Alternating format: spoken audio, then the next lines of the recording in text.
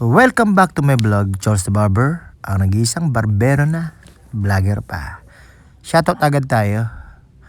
Okay, shoutout kay Rio Estoya Selga. Pa-shoutout idol Rio's Barbershop from Francisco Home Tree.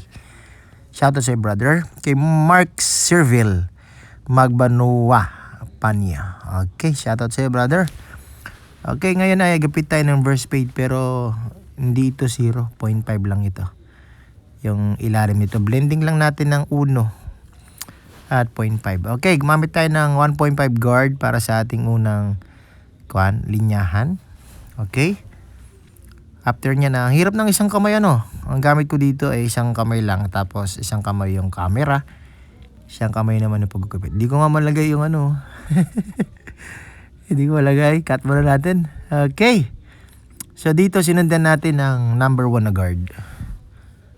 Ito mga basic tutorial lang natin to sa mga baguhan dyan. Okay. Bigyan natin ng salidaan natin ng uno itong gilid na ito. May mga dark spot pa ng kaunti. Yung customer natin na ito yung buhok niya. May mga part na walang buhok. Kung mapapansin niya. Kaya medyo nito. Baga pwede naman natin gamutin to Alam mo naman yung mga barbero nanggagamot tayo ng buhok pero hindi lahat, may pagkakataon talaga na excuse me po, kakakain ko lang.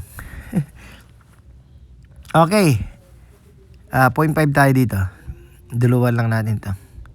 Ito ang bilin ng customer dahil nga naman daw ay 2 araw na lang ay linggo na naman, baka daw sa samba nila ay abutin ito ng masyadong malinis, baka mapagalitan daw siya.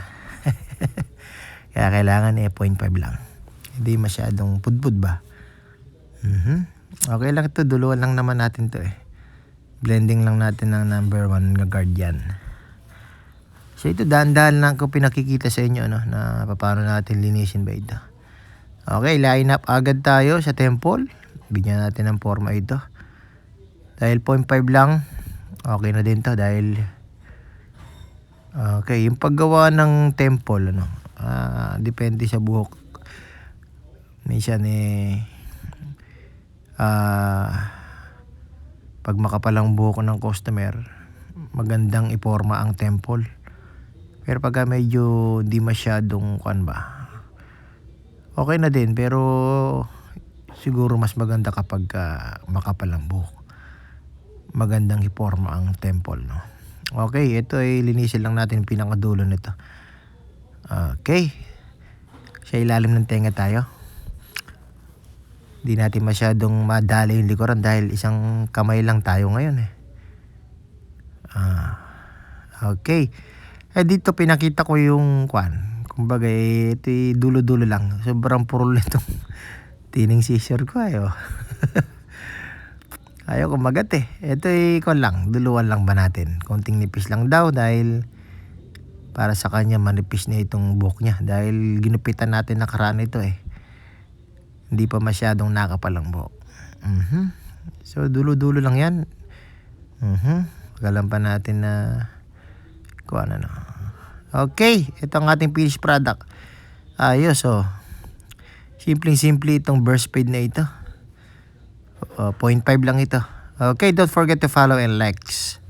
Thank you Lord. Pa-share na din.